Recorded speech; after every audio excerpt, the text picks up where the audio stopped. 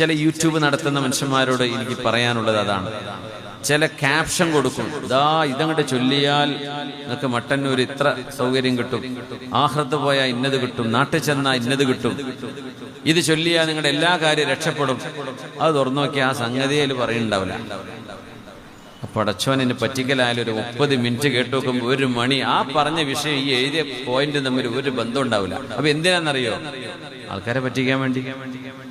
ആളുകൾ നോക്കിയിട്ട് ആളുകളുടെ വ്യൂവേഴ്സിന്റെ എണ്ണം കൂടുമ്പോൾ ഇയാൾക്ക് പൈസ കിട്ടും. അപ്പൊ എന്തെങ്കിലും വീഡിയോ ഇട്ടിട്ട് ഭയങ്കര പ്രശ്നമാണ് എന്ന് പറയുന്നിട്ട് 2 ആളെ ഫോട്ടോ വെക്കുക, അപ്പുറം ഇയാൾ അങ്ങോട്ടും ഇങ്ങോട്ടും മറുപടി പറയാണ്, അങ്ങോട്ടും ഇങ്ങോട്ടും ഭയങ്കര വിവാദമാണ്. ഒരു വിവാദം ഉണ്ടാവില്ല.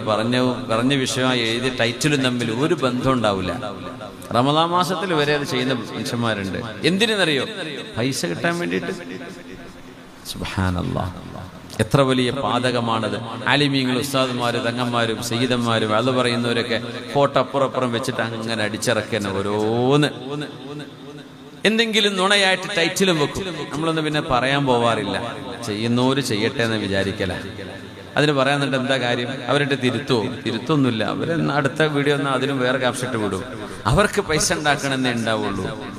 അസ്ദഖുഹു, സത്യമേ, ഉള്ളതേ പറയാവൂ. ഉള്ളത് പറഞ്ഞോളൂ, ഇല്ലാത്തത് പറയരുത്. അങ്ങനെ വിചാരിച്ചിട്ടുണ്ടാവും. നിങ്ങൾ അറിഞ്ഞോ ആള് വിചാരിച്ചിട്ടുണ്ടോ ഇല്ലേ എന്ന്? അവലാ ശഖഖത ഖൽബഹു, ആ മനുഷ്യന്റെ മനസ്സ് നിങ്ങൾ കീറി നോക്കിയിട്ടാണോ ഈ ജഡ്ജ്മെന്റ് ചെയ്യുന്നത്? അല്ലല്ലോ. പിന്നെ എന്തിന് നിങ്ങളത് പറയുന്നു?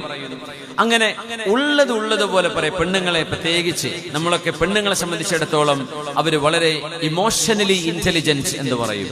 അവരുടെ വിവേകം ഇമോഷനുമായി ബന്ധപ്പെട്ടതാ. അവർക്ക് ഇഷ്ടപ്പെട്ടാൽ എല്ലാം പിന്നെ ഇഷ്ടമാണ്. വെറുപ്പാണോ?